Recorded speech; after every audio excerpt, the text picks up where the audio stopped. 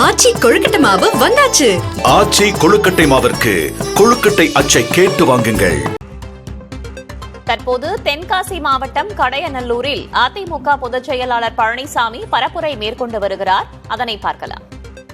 வெற்றி பெற்று வர வேண்டும். அதிமுக இருக்கின்ற பொழுது சட்டத்தின் ஆட்சி நடைபெற்றது. யார் தவறு செய்தாலும் உடனுக்குடன் நடவடிக்கை எடுக்கப்பட்ட அரசு அதிமுக அரசாங்கம். அப்படிப்பட்ட அரசாங்கம் அன்றைய தினம் செயல்பட்ட காரணத்தினால் சட்ட ஒழுங்கு பாதுகாக்கப்பட்டது. மக்கள் பாதுகாப்பாக வாழ்ந்தார்கள். ஒரு மோசமான நிலைக்கு தமிழகம் சென்று விட்டது. இன்றைக்கு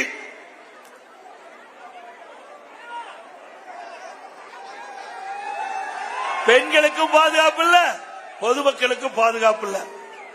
அப்படிப்பட்ட சூழலில் தான் இன்றைக்கு தமிழகம் இருந்து கொண்டிருக்கிறது என்பதை நாம் எண்ணி பார்க்க வேண்டும். அதோடு இன்றைக்கு இந்த பகுதி வேளாண் பெருமக்கள் நிறைந்த பகுதி.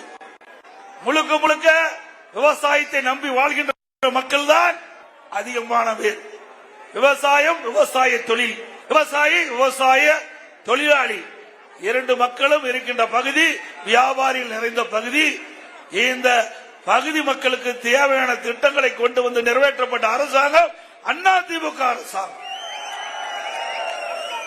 இன்றைக்கு வியாபாரிகள் பாதுகாப்பாக இருக்கின்ற என்றால் அது அனைத்து இந்திய அண்ணா திராவிட முன்னேற்ற ஆட்சியிலே வியாபாரிகள் பாதுகாத்தார்கள். இன்றைக்கு ரவுடிகள் ராஜ்யத்தை ஒடுக்கப்பட்டது அதிமுக ஆட்சியிலே. தமிழகத்தில் இருக்கின்ற ரவுடிகள் வெளி மாநிலத்திற்கு தப்பித்து ஓடுகின்ற காட்சி அதிமுக ஆட்சியிலே பார்க்கப்படுது. இன்றைய தினம் அது கிடையாது. இன்றைக்கு ரவுடிகள் தாராளமாக நடமாடுகிறார்கள். அதனாலதான் இவ்வளவு கொலை, கொள்ளை, திருட்டு நடைபெற்றுக் கொண்டிருக்கின்றது தமிழகத்திலே. இதற்கெல்லாம் முற்றுப்புள்ளி வைக்க வேண்டும் என்று சொன்னால் அடுத்த ஆண்டு நடைபெறுகின்ற சட்டமன்ற தேர்தலில் நம்முடைய கூட்டணி வெற்றி பெற வேண்டும். இன்றைக்கு இந்த போதைப் பொருளை தடுக்க வேண்டும் என்று குறிப்பிட்டால் உடனடியாக காங்கிரஸ் கட்சியை சேர்ந்த அதனுடைய தலைவர் திரு செல்வ பெருந்தகை அவர்கள் குறிப்பிடுகிறார்.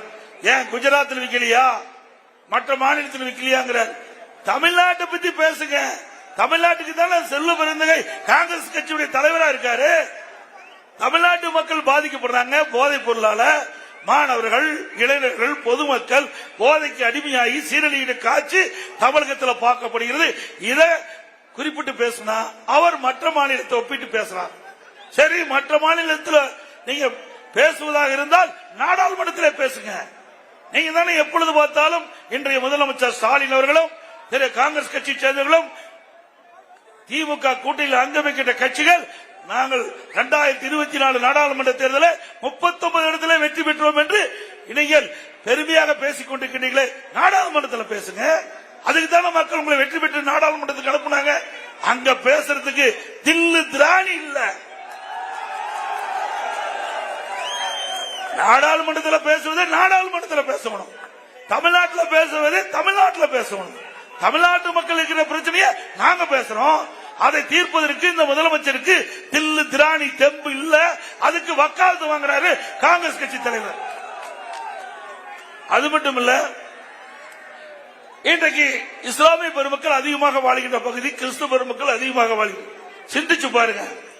தென்காசி மாவட்டம் கடையநல்லூரில் அதிமுக பொதுச் செயலாளர் பழனிசாமி மேற்கொண்டு வந்த பரப்புரையை பார்த்தோம். விவரங்களை பின்னர் வரும் செய்திகளில் பார்க்கலாம். ஆச்சி கொழுக்கட்டை மாவு வந்தாச்சு. ஆச்சி கொழுக்கட்டை மாவிற்கு கொழுக்கட்டை அச்சை கேட்டு வாங்குங்கள்.